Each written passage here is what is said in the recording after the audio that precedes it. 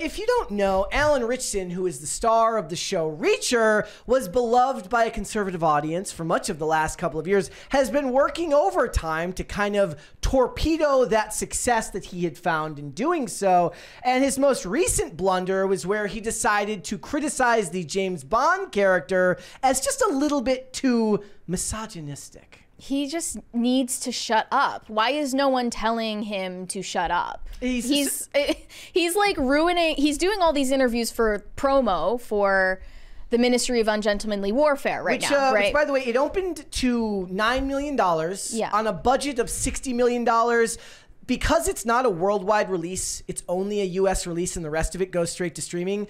The traditional rules as far as like marketing costs don't tend to apply here. Okay. So it's very likely that because this was sold to streaming immediately and it will likely go to Amazon Prime or Peacock right away, it's probably going to make its money back in its streaming rights sale. Yeah. Right? So don't take this as like a failure. Still not great. They were predicting about 5 to 7 million. It made 9 million. Yeah. So, but it's just like in all of these interviews where you're supposed to be talking about your new movie, yeah. Alan Ritchson manages to talk about everything else but the movie, and in the process make his fan base angry at him, incessantly talking about how Trump is a rapist. He's talking about how he doesn't like other Christians. And now he says that James Bond isn't feminist enough. So here's what he said to Entertainment Weekly. I love those larger-than-life, over-the-top action thrillers and spy movies and the heists that are smart and ahead of the audience. That's really great. But I feel like Bond, to me personally, people are going to hate me for saying this. I love Bond, but I feel like it's a little misogynistic and predictable at this point. So he got immediately praised by feminists, calling him a good egg. And they said, right, Alan, right. We like you. You're a smart lad. There's no easy way to say this. There have been other Bond films since the one where Roger Moore gets perved on by a robot while getting off with Paula Ivanova. You can't really call Daniel Craig's run of movies misogynistic or predictable.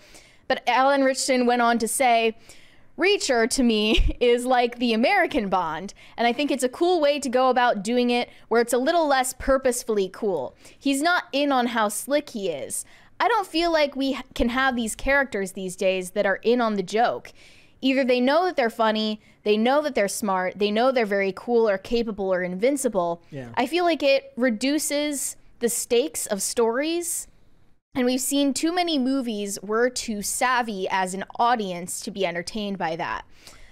How does he manage to compare Reacher to both Batman, who he wants to play, and James Bond, who he hates?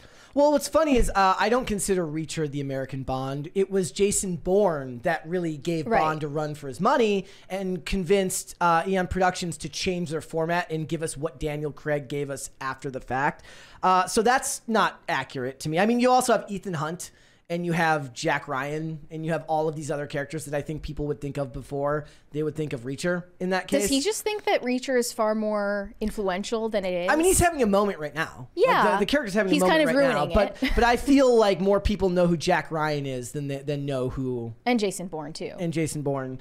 But, like, what's interesting is both seduce women. And he's wrong because even from the Pierce Brosnan movies, you had characters like Wei Lin from Tomorrow Never Dies, or you had Jinx in Die Another Day, and then you had Natalia in GoldenEye, who were all very much capable women who were maybe not equals. I mean, Wei Lin is an equal. She was a Chinese spy in that film.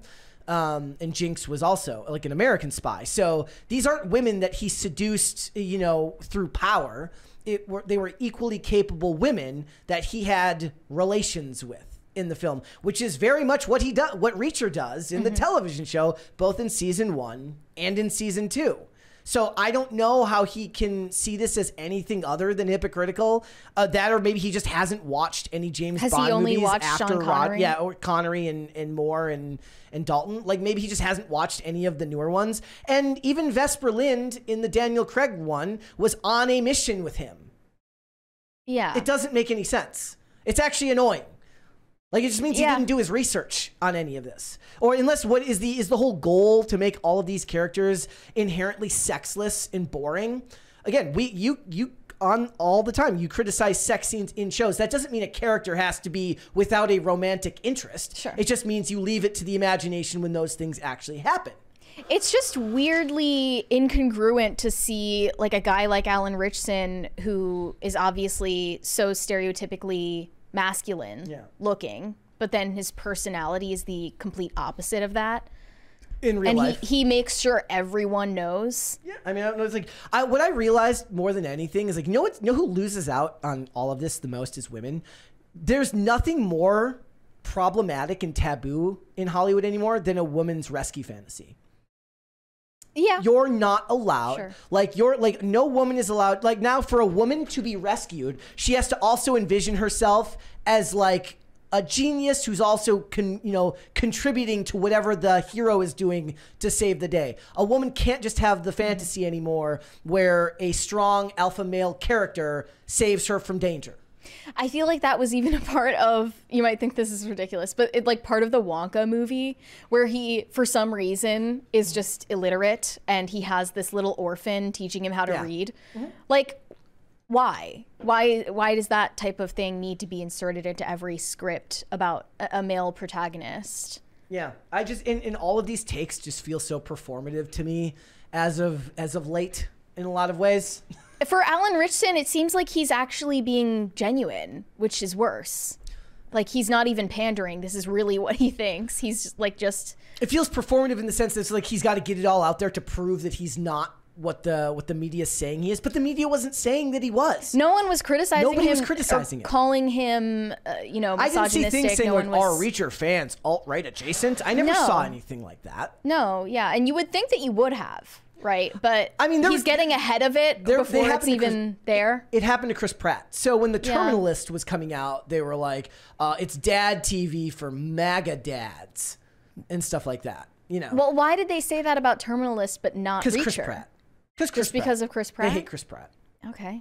And that's, as we know, he is the most easy to criticize. He's one of the most unique cases in Hollywood where he's just built up so much clout and connections that he's able to exist. He'll be fine. He's not going anywhere. Yeah, but I guess Alan Ritchson was worried about getting shoved into a corner as the new Chris Pratt and wanted to get ahead of that talk by spewing all of these feminist takes and leftist takes constantly. Well, and also, it's a long road if you choose the not addressing angle. So Chris Pratt just chooses to not, most of the time. He had that one interview that he gave for like Men's Health where he talked about religion and he seemed to walk it back.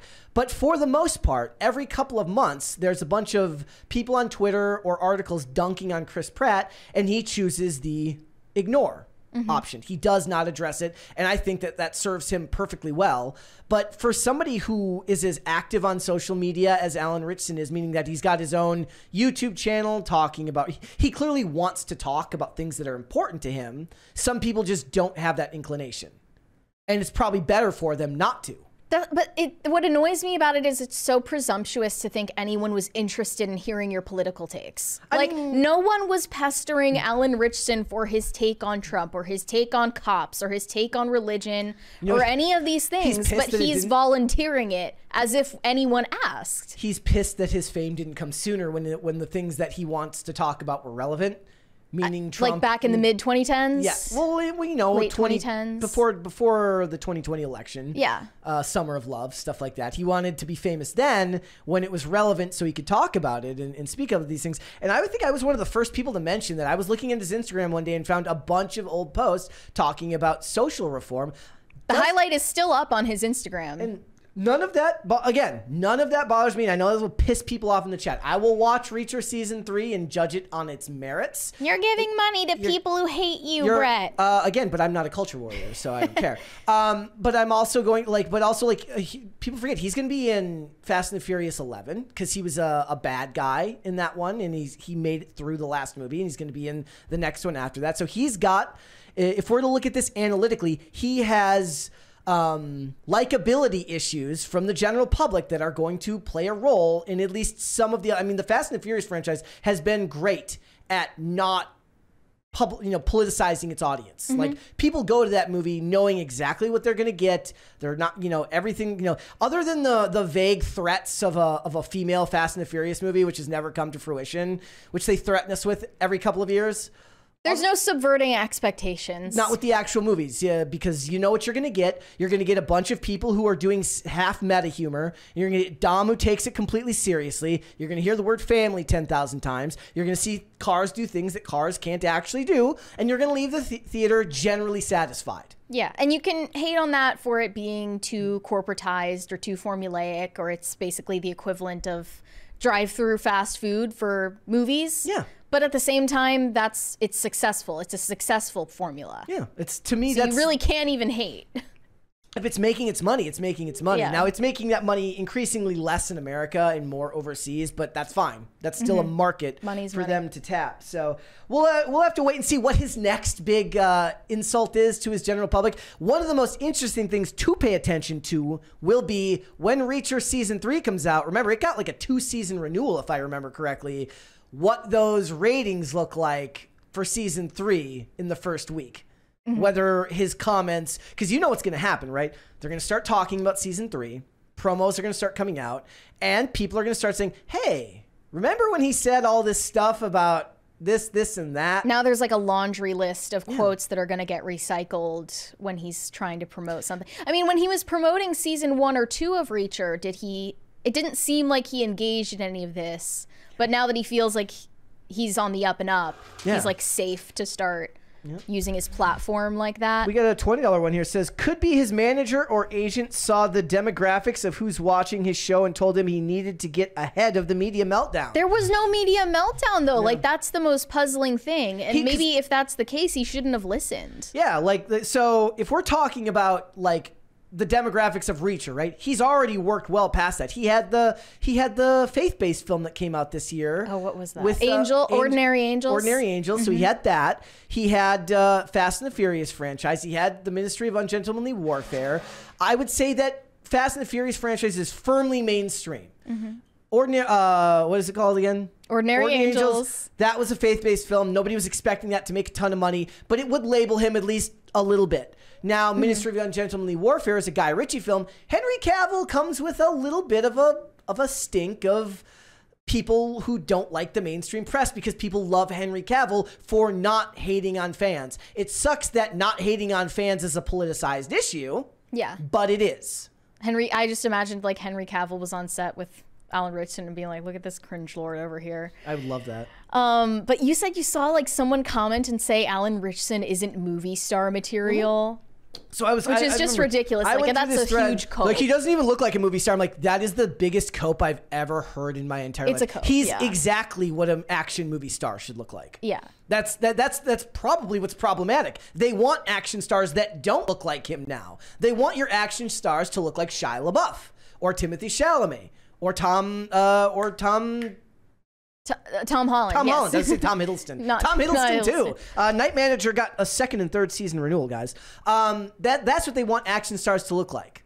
They don't want them to look like Alan Ritchson. So he is unique in that respect. Yeah. So. He just can't stop flapping his jaw. They're saying his acting isn't leading man material and shit. That depends on the role you give him. With Reacher, it's less is more in a lot of ways, and he acts by having an imposing frame, which is why they constantly reference his size. Yeah. That's the huge part of the character. He acts against that a little bit in... So his character in the Ministry of Ungentlemanly Warfare basically makes some vague references to being gay. Oh, his character is gay in the movie? Like, he talks about being attracted to like one of the other guys there or something like that. I couldn't tell if they were just... Well, when you're at war, shit happens. Yeah, exactly. I don't know. So, That's interesting. I mean... The question will be, that could be... He definitely has a gay fan base.